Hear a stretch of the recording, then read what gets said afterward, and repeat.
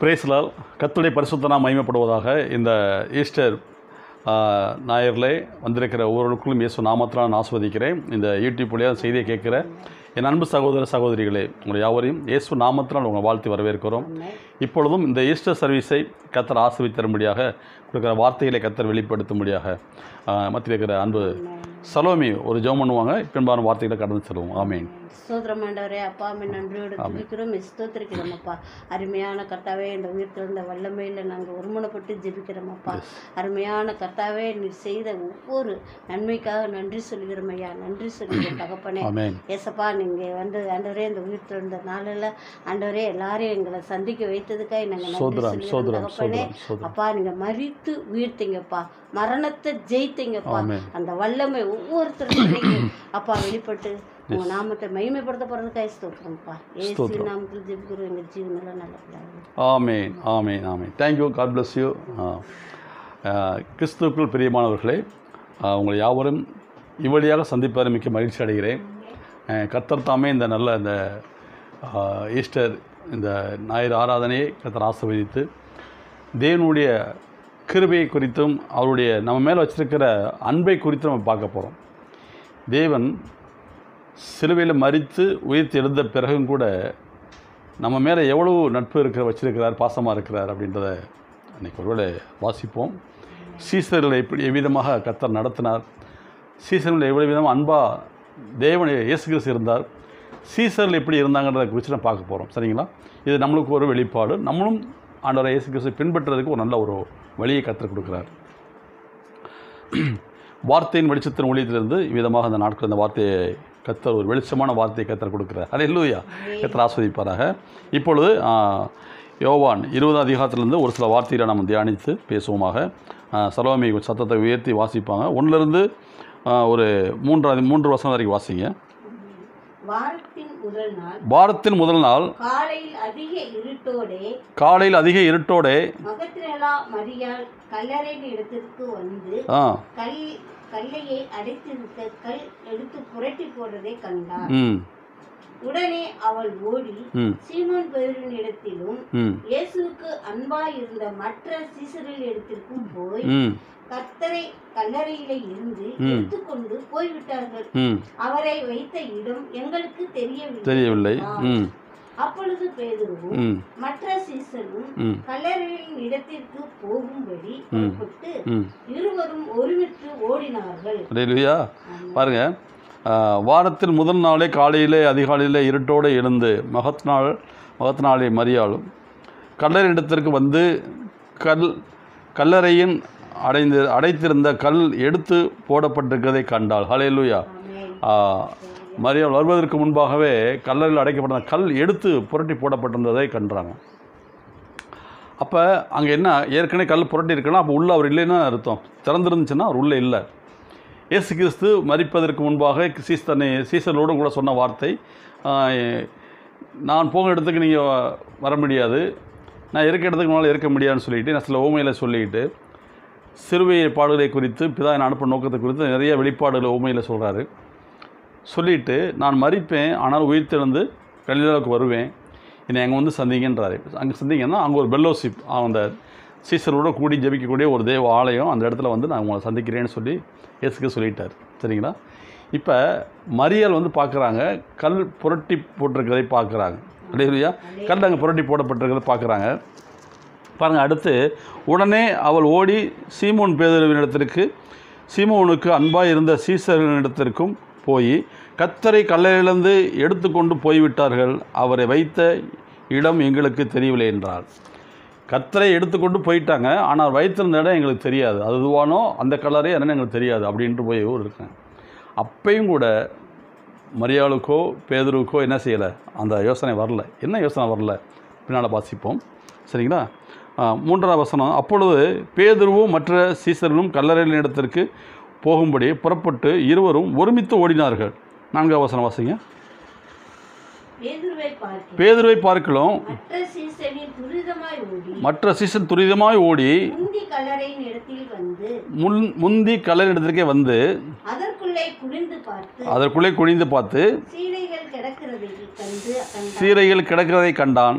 ஆனாலும் அவன் உள்ளே போகவில்லை. ஒரு பேதுருவும் அவனுக்கு அன்பாத சீசரும் ஓடியாடுறாங்க, ஒருமித்து ஓடியாடுறாங்க. வந்து கல்லறையில் வேகமாக முந்தி வந்து பேதருக்கு முன்னாக வந்து கல்லறை எட்டி பார்க்குறாரு. சேலைகள் இருக்கிறதை பார்க்குறான், கலட்டி வைக்க சேலையை பார்க்குறான். ஆனாலும் அவன் கல்லறைக்குள்ளே போகலை, வெளியே இருந்து எட்டிப்பாரு சொல்கிறாரு. சீமோன் பேதுரு அவனுக்கு பின்னே வந்து கல்லறைக்குள்ளே பிரவேசித்து, 7ஆம் வசனம் வாசிங்க. சீலைகள் கிடக்கிறதையும் அவருடைய தலைமையில் சுற்றியிருந்த மற்ற சீலைகளும் வைத்திருக்கும் தனியே ஒரு இடத்திலே சுருட்டி வைக்கப்பட்டு இருக்கிறதை கண்டான். இப்போ இயேசு கிறிஸ்து சேலைகள் தனியே ஒரு இடத்துல சுருட்டி மடித்து வைக்கிறதை கண்டான் என்று வசனம் சொல்லுது. இயேசு கிறிஸ்துவை காங்கலை, அவர் சுற்றியிருந்த சேலைகளை தனியாக வச்சு கண்டான்னு சொல்லி வசனம் வாசிக்கிறோம். சேலையை கண்டார். அப்பையும் பேதுருக்கு என்ன செய்யலை, ஆண்டவர் சொன்ன வார்த்தை உள்ளே இல்லை. அவருடைய சத்தத்துக்கு அவர் செவிகளை கேட்டிருந்துச்சு, ஆனாலும் அந்த வசனத்தை என்ன செய்யலை, அவர் உட்கொள்ளவில்லை என்று வசனம் சொல்கிறது. அடுத்து வாசிப்போம். முந்தி கல்லறையிடத்திற்கு வந்த மற்ற சீசனும் அப்பொழுது உள்ளே பிரவேசித்து கண்டு விசுவாசித்தான். எதை கண்டு விசுவாசித்தான்? உள்ள அவர் இல்லைன்னு சொல்லி விசுவாசித்தான். அவர் இல்லை, எடுத்துக்கொண்டு போயிட்டாங்க, அவர் இங்கே இல்லை, அவ்வளோதான். கண்டு விசுவாசித்தான்.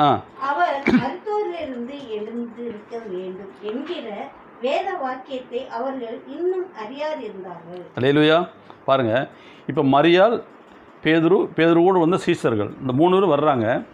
வந்து கல்லறைக்கு வர்றாங்க, கல்லறையை திறந்துருக்க பார்க்குறாங்க, அப்புறம் கல்லறைக்குள்ளே போய் பார்க்குறாங்க, சேலையை கட்டிக்கிறத பார்க்குறாங்க. இயேசு கிறிஸ்து அங்கே இல்லை என்று கன்ஃபார்ம் பண்ணிட்டாங்க. இயேசு கிறிஸ்து இல்லை. இப்போ என்ன செஞ்சுருக்கணும், அவங்க யோசித்து இருக்கணும். ஆண்டவர் சொன்னார், நான் மரித்து உயிரோடு எழுந்துருவேன், நான் கலிலேக்கு வந்துடுவேன், எல்லாம் அங்கே வந்து நீ பாருங்கன்னு சொன்னார். எப்படி என்ன செஞ்சுருக்கணும், அந்த பெல்லோசி அவங்க கூடி இருக்கிற அந்த சபைக்கு வந்திருக்கணும். அதுதானே உண்மை. இன்றைக்கி எனக்கு அன்பான சகோதரர்களே, கர்த்தர் ஒரு முறை சொன்னார்னா அது சொன்னதாங்க, மாறவே மாறாது. இன்றைக்கும் கர்த்தர் நம்மளுக்குள்ள வாசம் பண்ணுறார். ஆண்டவர் இயேசு கிறிஸ்து நம்மளுக்குள்ள வாசம் பண்ணுறார். என்றைக்கு அவர் சொந்த ரட்சரை ஏற்றுக்கொண்டோமோ அவர் நம்ம தூரே போகவில்லை. நம்ம தூரம் போனாலும் அவர் போக மாட்டார். நம்மளை பின்பற்றி வந்து நம்மளுக்குள்ளே வாசம் பண்ணுற கர்த்தராக இருக்கிறார். அல்லேலூயா. என் அன்பு சகோதரி, நீ யாராக இருக்கலாம், எங்கே இருக்கலாம், இன்றைக்கி இயேசு உங்களுக்குள்ளே பிறந்திருக்கிறார். அல்லேலூயா. உங்களுக்குள்ளே உயிர் தெழுந்திருக்கிறார். உங்களுக்குள்ளே இருக்க எல்லா இருளான காரியங்களையும் வெளிச்சத்துக்கு கொண்டு வரும்படியாக கர்த்தர் உங்களை வாசம் பண்ணுறார். ஆனால் பேதுருவுக்கோ மற்ற சீசருக்கு சொன்ன வார்த்தையை என்ன செய்யணும், மறந்துட்டாங்க. இன்றைக்கி அநேகர் இப்படித்தான் கர்த்தர் கொடுத்த வாக்குத்தை தங்களை மறந்துட்டு நம்ம அன்றாடம் என்ன செய்கிறோம், ஒரு வித்தியாசமாக ஒரு வார்த்தையில் ஆண்டவரை எதிர்பார்க்குறோம். அவர் சொன்னது தான். ஒவ்வொரு மனுஷனையும் அவர் தெரிந்து கொள்ளும்போது, அழைக்கும்போது ஒரு வாக்குத்தத்தம் கொடுப்பாருங்க. அந்த வாக்குத்தத்தை நீங்கள் சரியாக பயன்படுத்தும் போது கர்த்தர் கூட இருப்பார். உங்களை அழைக்கும் போது ஒரு வசனம் கொடுத்து அழைப்பார் இல்லையா, அந்த வசனம் உலகத்தில் முடிந்து பரியாந்தமும் நான் உன்னை விட்டு என் வார்த்தை விலகாதுன்னு சொல்லியிருக்கிறார். அல்லேலூயா. அவர் அன்றைக்கி சொல்லிவிட்டு ஏதோ அன்றைக்கி சொன்னப்பா சூழ்நிலை நீ வந்து அழுது மன்றாட நான் சொன்னேன், இன்றைக்கி அப்படி விட்டுட்டு போகிறதேவும் கிடையாது. உலகத்தில் முடிந்து பரியாந்தமும் அவர் வார்த்தை நிறைவேற்ற அவர் வல்லவராக இருக்காருன்ற வசனம் சொல்லு. அல்லேலூயா. பாருங்கள், அப்போ முந்தின கல்லறைக்கு வந்தவனும் உள்ளே பார்த்து உள்ளே பிரவேசித்து கண்டு விசுவாசித்தான். அவர் இல்லைன்றதை கண்டு விசுவாசித்துட்டான். அவர் மரித்தோரிலிருந்து எழுந்திருக்க வேண்டும் என்கிற வேத வாக்கியத்தை அவர்கள் இன்னும் அறியாதிருந்தார்கள். அல்லேலூயா. அங்கே தாங்க இருக்குது பிரச்சனை. பேதுருவோ சீசர்களோ மரியாளோ என்ன செஞ்சாங்க, அவர் வேத வாக்கியத்தை ஏற்கனவே சொன்னார் இல்லையா, அந்த வேத வாக்கியங்களை மறந்துட்டாங்க. அல்லேலூயா. மறந்துட்டாங்க. பாருங்கள், மரித்தோர்ந்து எழுந்திருக்க வேண்டும் என்கிற வேத வாக்கியத்தை, எழுதப்பட்டதை, சொல்லப்பட்டதை, உங்களுக்கு யாகப்படுத்தினதை சீசர்கள் மறந்துட்டாங்க. இன்றைக்கி அநேகப்படுத்தாங்க. கர்த்தருடைய வார்த்தையை தேடி வந்து ஜெபித்து சில நேரங்களால் சொன்ன வாக்குத்தத்தங்களே மறந்துட்டு நம்ம இஷ்டத்துக்கு மாமிசத்தில் ஏதாவது கேட்குறது. அல்லேலூயா. அவர் நம்மளை பார்த்து நகைப்பார். என் பிள்ளைக்கு உனக்கு நான் எவ்வளோ வார்த்தைகளை கொடுத்துருக்கிறேன், என் ஜீவனை கொடுத்துருக்கேன், உனக்காக மறுபடியும் உயிரோடு வந்திருக்கிறேன், இன்னும் என்னுடைய சத்தத்தையோ நான் சொன்ன வசனத்தையே நீ மறந்துட்ட அப்படின்னு சொல்லி நம்ம மேலே பரிதாபப்படுறார். வெறுக்க மாட்டார் கர்த்தர். நம்ம வேணால் அவர் விட்டுட்டு இதை மணி தூரம் போயிடலாம், ஆனால் அவர் கூடவே வருவார். நிழல் போல கூட வருகிற தகப்பனுங்க. சரிங்களா. பாருங்கள், அடுத்து அவர் மரித்தோர்ந்து எழுந்திருக்க வேண்டும் என்கிற வேத வாக்கியத்தை அவர்கள் இன்னும் அறியாதிருந்தார்கள். பின்பு வாசிங்க.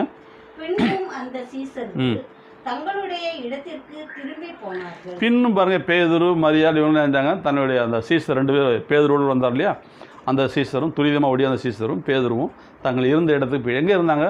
கடற்கரையிலே மீன் பிடிக்க போயிருப்பாங்க. வேறு எங்கே போக போகிறாங்க? அவங்க இருந்த இடம்னே அங்கே தானே கடலை சந்திச்சார். அவங்க இருந்த இடத்துக்கு போய் நான் நகரத்துக்குள்ளே போனால் நம்ம பிடிச்சிருவாங்கன்னு சொல்லி பயம் வந்தானே ஒழிஞ்சிருந்தாங்க. அவங்க இருந்த இடத்துக்கே போயிட்டாங்கன்னு வசனம் சொல்லுவது. அல்லேலூயா வசனம் சொல்லுவது. பின்பாடு பாருங்கள், மரியாள் வந்து அந்த இடத்துல உலாவி கொண்டு இருக்கிறாங்க. மரியா அந்த இடத்துல உலாவி கொண்டு இருக்கிறாங்க. அங்கே அடுத்த வசனம் வாசிப்போம். கல்லறைக்கு வெளியே நின்று அழுது கொண்டிருந்தால் அப்படி அழுது கொண்டு இருக்கையில் அவன் குனிந்து கல்லறையை பார்த்து இயேசுவின் சரீரம் வைக்கப்பட்ட இருந்த இடத்திலே வெள்ளுடை தரித்தவர்களாய் 2 தூதரின் தலைமாட்டிலே ஒருவனும் கால் மாட்டிலே ஒருவனும் உட்கார்ந்திருக்கிறதை கண்டார்கள். அல்லேலூயா. மரியாள் போய் இவங்க போயிட்டாங்க, ஆனால் மரியாள் போகல. மரியாளுக்கு ஏதோ கொஞ்சம் விசேஷம் ஒரு கிருபை இருக்குது பார்த்தீங்களா? அந்த கிருபை என்ன செஞ்சுன்னு பாருங்க, மரியாள் இருந்துட்டாங்க. இவங்க போனால் அந்த அம்மாவுக்கு என்ன இங்கே தான் நடக்க பண்ணாங்க, இங்கே தானே இருக்கணும்னு சொல்லி அந்த அம்மாவுக்கு ஏதோ ஒரு மைண்டில் அவருடைய வார்த்தையை ஓடி இருக்கு பாருங்கள், ஓட்டிருக்கு. அவருடைய சத்தத்துக்காண்டி வார்த்தைக்காண்டி நம்ம காத்திருக்கிறாங்க. அப்போ கடற்கரையிலேருந்து பார்க்கும்போது அங்கே வெள்ளுடை தரித்த நல்ல வெள்ளை வஸ்திரம் தரித்திருந்த 2 தேவ தூதர்கள் தலைமாட்டில் ஒருவனும் கால் மாட்டில் ஒருவனும் இருக்கிறதை கண்டார் என்று வசனம் சொல்லுவது. அவர்கள் அவளை நோக்கி, ஸ்திரீயே ஏன் அழுகிறாய் என்றார்கள். அதற்கு அவள், என் ஆண்டவரை எடுத்துக்கொண்டு போய்விட்டார்கள், அவரை வைத்த இடம் எனக்கு தெரியவில்லை என்றார். என் ஆண்டவர் எடுத்துக்கொண்டு போயிட்டு தேவ தூதர்கள் பேசுகிறாங்க. அப்போ ஏன் அழுகிறேன்னு சொன்னோன்னா, இந்த மாதிரி என் ஆண்டவரை இங்கே அடக்கம் பண்ணோம், எடுத்துகிட்டு போயிட்டாங்க, எனக்கு தெரியல. இவளை சொல்லின பின்னாக திரும்பி இவளை சொல்லிக்கிட்டு கீழே பின்னாக திரும்பி இயேசு நிற்கிறதை கண்டாள். ஆனால் அவரை இயேசு என்று அறியாதிருந்தார். இயேசு நிற்கிறார், பின்னால் நிற்கிறாரு. நான் சொல்லலையா? வசனம் சொல்லுது, அவர் விட்டுட்டு போகவே மாட்டாருங்க. அவர் அழுத சீசர் மேலே, இன்னைக்கு உங்கள் மேலே என் மேலேயும் அவ்வளோ நட்பாக இருக்கிறாரு. என்னை கெட்ட கைவிட்டார் அதெல்லாம் கிடையாது. நீ போனாலும், நீ எங்கே போனாலும் கூட இருப்பார். அல்லேலூயா. நீ எந்த இடத்துக்கு போனாலும் சரிங்க, உன் கூடயே தான் வருவார். அவர் நம்ம விட்டுட்டு போகவே மாட்டார். அப்படிப்பட்ட தேவனை தான் இன்றைக்கி நம்ம ஆராதிச்சுக்கிட்டு இருக்கிறோம். உன் தகப்பனும் தாய் உன்னை கைவிட்டாலும் நான் உன்னை விட்டு விலகுவதும் இல்லை, உன்னை கை விடுதல் என்று சொன்னவர். அல்லேலூயா. அவர் அருமையான தேவன். ஏதோ வீட்டில் வந்துட்டு சொல்லி அவர் ராஜ்யத்தை மறுபடியும் பிதாட்ட போய் நேரம் போலங்க.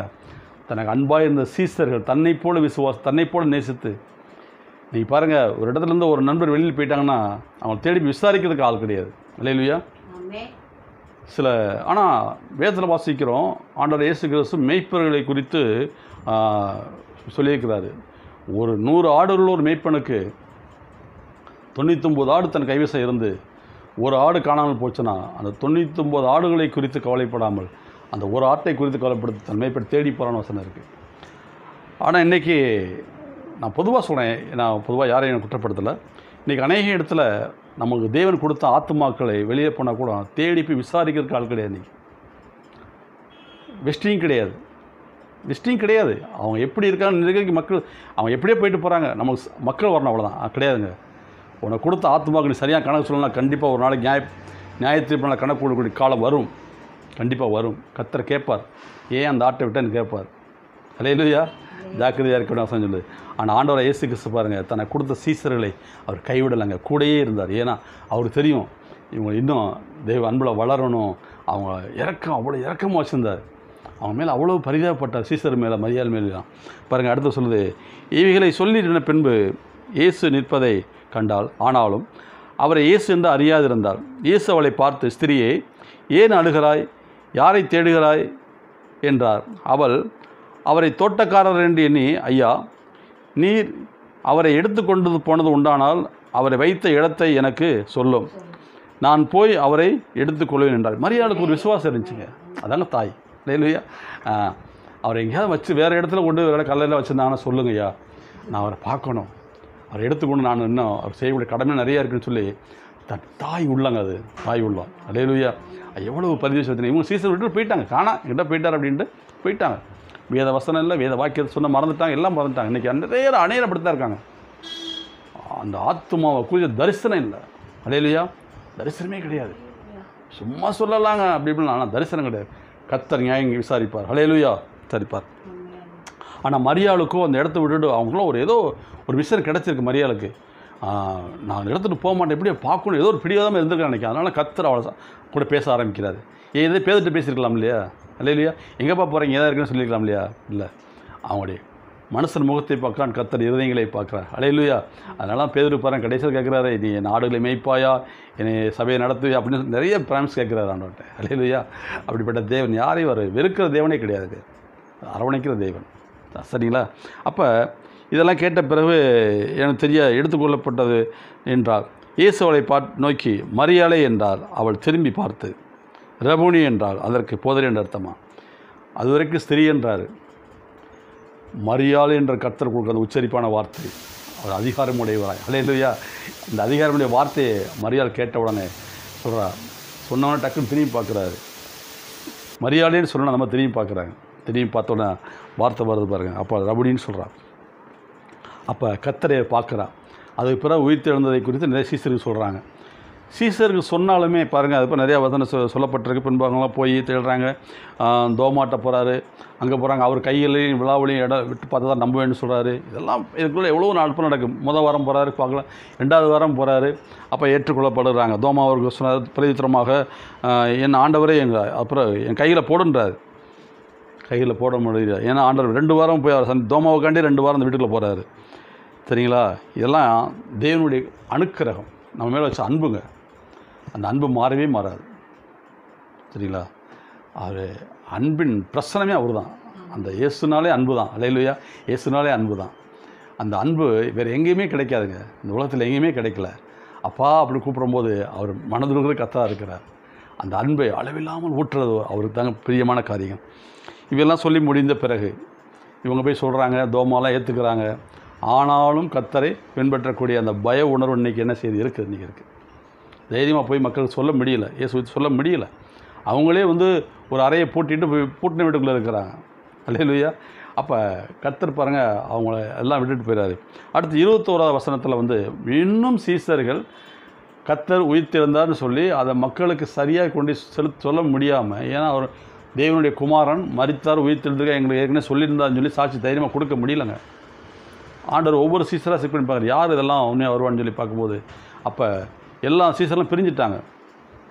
சீசர்லாம் பிரிஞ்சு போயிட்டாங்க. ஆனால் பேதுரு பாருங்கள், ஒரு சில சீசரை எப்பயுமே நம்மளாம் ஒன்றா சாப்பிட்டோம் வச்சோம், இனிமேல் இப்போ தனித்தனியாக இருக்காங்க, என் கூட நீங்களாம் வர்றீங்களா, நம்ம மறுபடியும் வேலைக்கு போகணும்னு சொல்லி கூப்பிட்றாரு. 21ஆம் அதிகாரத்தில் வாசிப்போம். இவைகளுக்கு பின்பு இயேசு திபோரியா கடற்கரையிலே மறுபடியும் சீசர்களுக்கு தம்மை வெளிப்படுத்தின விதமாக எப்படி தேவன் ஆண்டவர் இயேசு கிறிஸ்து சீசர்களுக்கு வெளிப்படுத்தினார் என்றதை குறித்து நான் பார்க்க போகிறோம். அவங்க எப்படி தெரிஞ்சுக்கிட்டாங்க குறித்து பார்க்க போகிறோம். இன்றைக்கி அருமையானவர்களே, நம்மளும் தான் ஒவ்வொரு நாளும் கர்த்தர் நான் கூட இருக்கேன்னு வெளிப்படுத்தா இருக்காரு. நம்ம தான் என்ன செய்கிறோம், அவரை சரியான முறையில் அவரை பயன்படுத்தாமல் அவருடைய சத்தத்துக்கு செவிசாய்க்காமல் இருக்கிறோம். அது எப்படி வருவார் நினைக்கிறோம். நீ படுத்திருக்கும் போதும் கூட இருக்கிறார், நீ விழித்திருக்கும் போதும் போக்கை வரத்தை ஆஸ்வதிக்கிறார், உன் கூடவே இருக்கு நிழலாக வருவார். நீ விசுவாச தேவனுடைய மகிமை காண்பா என்று சொல்லியா. மற்றபடி கர்த்தரை அவர் என் கூடவே இருக்கிற எனக்குள்ளே வாசம் பண்ணுறான்னு சொல்கிற மனுஷன் பாக்கியவான். அல்லேலூயா. கர்த்தர் நல்லவராக இருக்கிறார். பாருங்கள், இவைகளுக்கு பின்பு இயேசு திபோரியா கடற்கரையிலே மறுபடியும் சீசர்களுக்கு தம்மை வெளிப்படுத்தின விதமாவது. இப்போ சீமோன் பேதுரு அங்கே வர்றாருங்க. வாசிங்க. சீமோன் பேதுருவும் திதிமு எனப்பட்ட தோமாவும் கலிலேயா நாட்டிலுள்ள நாத்தான்வேலும் செபதியாவின் குமாரனுமாக இப்போ இங்கே ஒரு 4 சீசரில் என்ன செய்கிறாங்க, உட்காந்துருக்கிறாங்க சாலையில், வீட்டில் அந்த தென்னையில் உட்காந்து சொல்லி புலம்பிக்கிட்டு இருக்காங்க. மாதிரி ஆண்டவர் இருந்தார், இயேசு கிறிஸ்து இருந்தார், நம்ம நல்லா ஒரு கூட இருந்தோம், நம்மளை இப்படிலாம் இருந்தோமே, சந்தோஷமாக தான் சாப்பிட்டோம், கடலெல்லாம் போனோம், புதையெல்லாம் அறுத்தான்னு சொல்லி பல காரியங்களை குறித்து பேசிக்கிட்டு இருக்காங்க. அப்போ பேதுரு என்ன செய்கிறாரு, மீன் வலையை தோளில் போட்டுட்டு போகிறார். அவங்கள போய் சந்திக்கிறாரு. என்ன சொல்கிறார் பாருங்கள், சீமோன் என்ன சொல்கிறார் பாருங்கள், சீசர்கிட்ட ஆண்டவரே வீழ்ச்சி எழுந்திருப்பார், நேரம் எங்கே இருப்பார், அந்த பெல்லோஷிப் ஆலோசனை கிடையாது. சுத்தமாக அதை மறந்துட்டு என்ன சொல்கிறார் பாருங்கள், சீமோன் பேதுரு மற்றவர்கள் நோக்கி இல்லையா, நான் மீன் பிடிக்க போகிறேன், நீ வர்றீங்களான்னு கேட்குறாரு. பாருங்க, ஆண்டவர் இயேசு கிறிஸ்துவை இவர் தான் வெளிப்படுத்தியிருக்கணும் சீசர்களுக்கு. ஏன்னா இவர் தான் ஆரம்பத்தில் ஃபஸ்ட்டில் இது அறிந்து விட தேவனை அறிந்து விட இவர் தான். வெறுமையான படகை கர்த்தர் செலக்ட் பண்ணி ஏறி அந்த வெறுமையான படகு நிரப்பின கர்த்தர். முழுவதும் பிரயாசப்பட்டோம் ஒன்று அகப்படன்னு சொன்ன பேதுருவை உன் படகை ஆழத்தை தள்ளி கொண்டு வலையை போடுன்னு சொன்னார். அப்பயும் சொன்ன வார்த்தை பேதுருக்கு இருந்திருக்கணும். இல்லை, இன்னைக்கு வரைக்கும் நான் ரட்சிக்கப்பட்டு இத்தனை வருஷம் ஆச்சு, இத்தனை ஆண்டுகள் ஆச்சு, இத்தனை 50 வருஷம் ஆச்சு, இன்றைக்கி என் வாழ்க்கையில் சரியான ஆசை பார்க்க முடியலையா?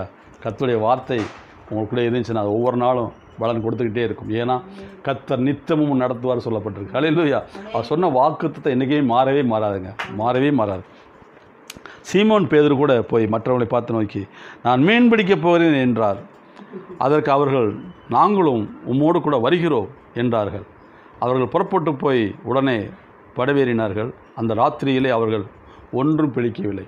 புறப்பட்டு போனாங்க, படகு ஏறினாங்க, கடலுக்குள்ளே போனாங்க, வலையை போட்டாங்க, முழுவதும் போட்டாங்க, ஒன்றும் அகப்படவில்லை. முழுதும் பிரயாசப்பட்டே ஒன்றும் அகப்படவில்லை. ஆயினும் வார்த்தையின் அந்த வார்த்தை வந்தால் அங்கே அபிஷேகமே இருக்கும். அல்லேலூயா. அது வரைக்கும் தன்னுடைய சுயத்தினால் எடுக்கிற ஒவ்வொரு முயற்சியும் இஷ்டாது. கர்த்தருக்கு காத்திருப்பவர்கள் பாக்கியவான்கள். அல்லேலூயா. அவருடைய வார்த்தைக்கு காத்திருக்க மனுஷன் பாக்கியவான்க. அவர் சொல்லும்போது அற்புதம் நடக்குங்க.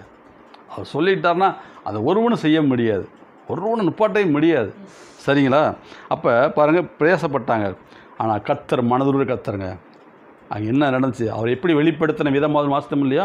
இப்போ எப்படி வெளிப்படுத்துகிறார் பாருங்கள். விடியற் காலமான போது இயேசு வாசிமா 4 இயேசு கரையிலே நின்றார். அவரை இயேசு என்று சீசர்கள் அறியாதிருந்தார்கள். கரையில் நிற்கிறாரு, சீசர்கள் பார்க்குறாங்க, ஆனால் அவர் இயேசு என்று அறியவில்லை. இவங்க மனசெல்லாம் என்ன செய்யுது, அவர் மரித்துட்டார், எங்கேயோ எடுத்துக்கொள்ள போட்டார். ஆனால் இவராக இருக்க முடியாது, நம்மளும் பொழப்பு தேடி வந்துட்டோன்னு சொல்லி அந்த மைண்ட் செட் பண்ணிட்டாங்க. இயேசு நோக்கி பிள்ளைகளே புசிக்கிறதுக்கு ஏதாவது உங்களிடத்தில் உண்டா என்று அதற்கு அவர்கள் ஒன்றுமில்லை என்றார்கள். பாருங்க, இயேசு கேட்குறாரு. இப்போ வார்த்தையாக இயேசு, அல்லேலூயா, வார்த்தையாக இயேசு.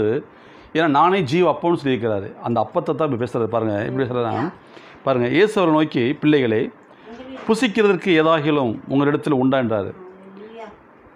வார்த்தை ஏதாவது உங்கள்கிட்ட இருக்குமான்னு பார்க்குறாரு. அவங்கள்ட்ட ஏதாவது ஒரு வார்த்தை இருக்குமா, நாங்கள் யார் இப்படி இயேசுடைய சீசரில் இருந்தோம், ஏதாவது சொல்லுவாங்கன்னு பார்த்தாரு, சாட்சியை சொல்லுவான்னு பார்த்தாரு. அவன் என்கிட்ட வார்த்தை இல்லைன்ட்டாங்க, எங்கிட்ட புசிக்கிறதுக்கு ஒன்றும் இல்லைன்ட்டாங்க, சொல்வதற்கு ஒன்றும் இல்லை, வேறு வார்த்தை இல்லைங்க. வார்த்தை உள்ளே இருந்தால் அவன் மலை மேலுள்ள பட்டணம், உலகத்துக்கு வெளிச்சமாக இருப்பான். வார்த்தை இல்லைன்னா அது இருள் தான் என்றைக்குமே. அல்லேலூயா. உலக ஐஸ்வர்யங்கள் இருக்கலாம், ஆரோக்கியங்கள் இருக்கலாம், ஜனக்கூட்டம் இருக்கலாம், ஜனத்திரச்சி இருக்கலாம், ராஜாவாக இருக்கலாம், ஆண்டவருடைய வார்த்தை உனக்குள்ளே இல்லைன்னா நீ இருள் தான், காரிருள். அல்லேலூயா. அந்த வார்த்தை அவன் எப்பேற்பட்ட மனசாலும் சரி, பாடும் பாவியாக இருந்தாலும் சரி, அந்த வார்த்தை உள்ள அவனுக்குள்ள வந்த பிறகு அவன் வெளிச்சமாக மாறுறான். அல்லேலூயா. அவனுக்குள்ள ஒரு ஜீவன் வருதுங்க, ஜீவன் வருது. கேட்குறாரு, பிள்ளைகளே உங்களை புசிப்பதற்கு ஏதாவது அப்போ இருக்கான்னு கேட்குறாரு. இல்லை ஆண்டவரே, நாங்களே கஷ்டப்பட்டுக்கிட்டு இருக்கோம். ஏன்னா ஆண்டவரை மறந்துட்டாங்க, கர்த்தரை மறந்துட்டாங்க, நாங்களே கஷ்டப்பட்டுக்கோன்னு சொன்னான். எல்லாம் இல்லை, வார்த்தை இல்லை. சொன்ன பிறகு அடுத்து அப்பொழுது அவர் நீங்கள் படவுக்கு வலதுபுறமாக வலையை போடுங்கள், அப்பொழுது உங்களுக்கு அகப்படும் என்றார். அப்படியே அவர்கள் போட்டு திரளான மீன்கள் அகப்பட்டதினால் அதை இழுக்க மாட்டாது இருந்தார்கள். ஏங்க இப்போ நான் கேட்குறேன், சரி அவங்கள்ட்ட வார்த்தை இல்லை, புசிக்க அப்பம் இல்லைன்ட்டாங்க. ஏன்னா இவர்கிட்ட அப்பம் ஃபுல்லாக இருக்குது, ஸ்டோரேஜ் பண்ணி நிறைய வச்சுருக்காரு, தேவனுடைய வார்த்தை நிறையா இருக்குது. அப்போ நீங்கள் ஆழத்தில் போய் உங்கள் வலையை போடுங்கன்னு சொல்லும்போது, அதுவும் பேதருக்கு நினைஞ்சிருக்கணும். ஏற்கனவே பேதருவாருக்கு சீசர் இயேசு கிறிஸ்து சந்திக்கும் போது நீ முழுவதும் பிரேசர் உண்டாகப்பட சொன்னால், சரி படவை ஆளை தள்ளிட்டு போய் வலப்பக்கம் போட சொன்னாரே, அந்த வார்த்தையாகி அப்பமாகி அந்த விசுவாசம் உனக்குள்ளே இருந்துச்சுன்னா கர்த்தரை என்னஞ்சிருப்பான், இது ஆண்டவரே இது வந்திருக்காருன்னு சொல்லி அவன் மனசில் பூரிச்சிருக்கணும். அல்லேலூயா. வசனம் இல்லைங்க, வார்த்தை இல்லை, மறந்துட்டாங்க. இன்றைக்கி அநேகர் அப்படித்தான். அந்த ஆரம்பத்தில் இருந்த அந்த அபிஷேகம், அந்த அர்ப்பணிப்பு, அந்த மக்கள் மேலே அன்பு இன்னைக்கு இல்லைங்க, இல்லை. காலம் மாறிப்போச்சு. இல்லையா, காலம் மாறிப்போச்சு. ஏன்னா இது வேறு உலகம்னு சொல்கிறாங்க, வேறு காலம்னு சொல்கிறாங்க, அதெல்லாம் கிடையாது. கர்த்தர் வார்த்தை ஒருபோதும் மாறாது. காலம் மாறலாங்க, எல்லாம் மாறலாம், ஆனால் வார்த்தை மாறாதில்ல. அந்த ஆதி அன்பு எனக்கு குறைஞ்சிடக்கூடாது. சரிங்களா? ஒரு மனசனை ஃபஸ்ட்டு எப்படி நேசிக்கணும், அதே கடைசி நேசிக்கணும். அதான் ஆவிக்குரிய உலகம். இல்லையா? முடிந்து வரையா அவரே சொல்லியிருக்காரு. அவர் எப்படிப்பட்ட கடவுள், வானத்தையும் சர்வசேனையும் உண்டாக்கணும்னு சொல்கிறாரு. முடிந்து வரை உன்னோடு கூட இருப்பேன்னு சொல்லியிருக்கிறார். அவர் எங்கே, நம்ம எங்கேங்க? அல்லேலூயா. சற்று என் அன்பு சகோதரனே சகோதரி, கொஞ்சம் யோசித்து பாருங்கள். தன்னை போல பிறர் நேசிங்க, மட்டுமே அன்பு செலுத்துங்க. அந்த அன்பை தான் கடவுள் காமிக்க வந்தார். பேதுரு சொன்னார், உன் வலையை ஆழத்தில் ஒண்டி வலப்பக்கமாக போடுன்னு சொன்னார். போட்டாங்க, திரளான மீன்களை பிடிச்சாங்க. அப்பையும் பேதுருக்கு என்ன செய்யலை, அவர் ஆண்டவர்னு சொல்லி வரலாங்க. இதுக்கு மேலே தேவன் பாருங்க, மறுபடியும் மனது இறங்குறாரு பாருங்க. வாசிங்க. ஆதலால் இயேசுவுக்கு அன்பாய்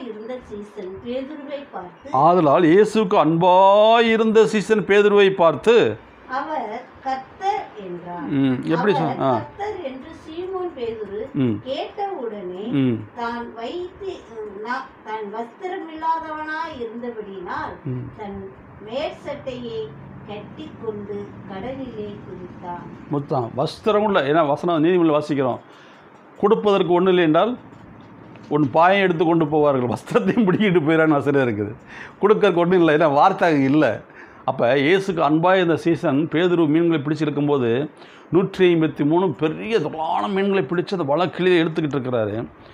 அந்த சீசனுக்கு ஒரு உணர்வு வருதுங்க. எப்படி அந்த மரியாதையும் கூப்பிட்ட உடனே ரபுனி அப்படின்னாலோ, அதே மாதிரி அந்த மீனை பார்த்த உடனே அந்த சீசனுக்குள்ள ஒரு மகிழ்ச்சி, ஒரு வெளிப்பாடு கிடைச்சிச்சுங்க. இது முழுதும் பிரயாசப்பட்டோம், ஒரு மீனோட அம்படலை. அந்த மனுஷன் சொன்ன உடனே நம்ம என்ன வலையை போட்டோம், 153 மீன்களை பிடிச்சி இழுக்க முடியாமல் எடுத்துக்கிட்டு இருக்கோம் அப்படின்னு திரும்பி அவரை பார்க்குறாங்க.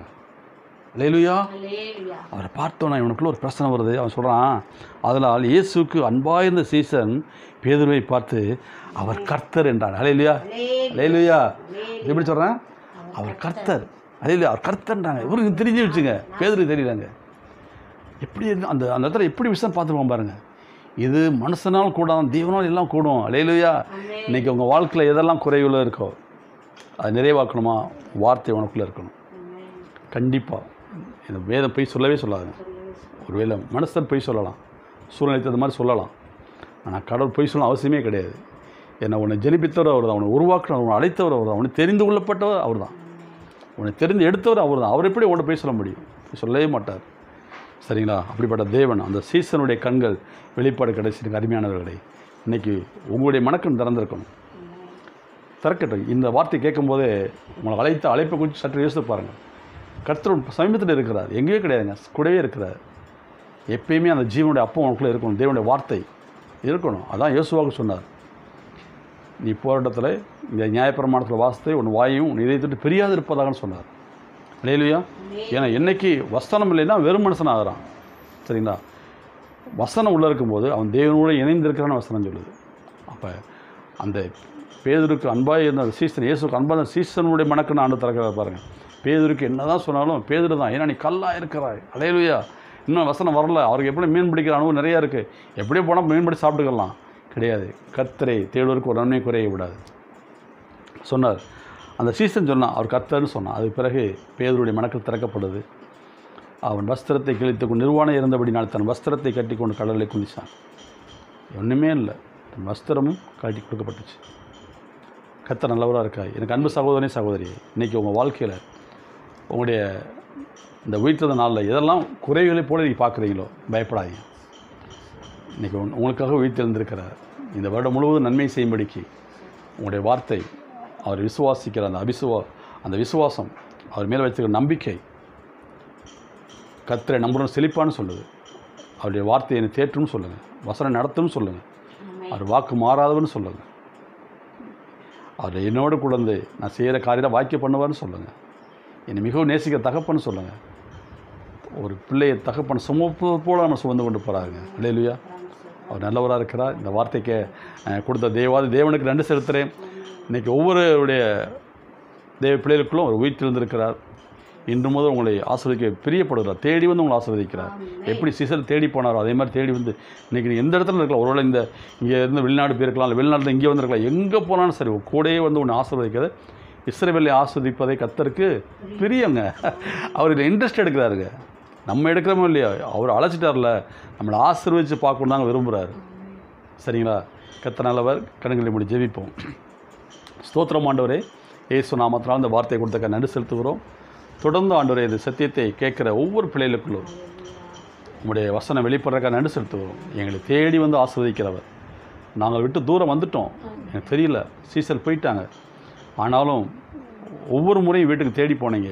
வீடு பூட்டப்பட்டிருந்தது, ஆனாலும் உள்ளே பிரவேசித்தீங்க. போனீங்க, சீசர் இருந்தாங்க, தோமா இல்லை. மறுவாரம் போனீங்க, தோமா இருந்தார். தோமாவுடைய மனக்கண்ணு திறந்தீங்க.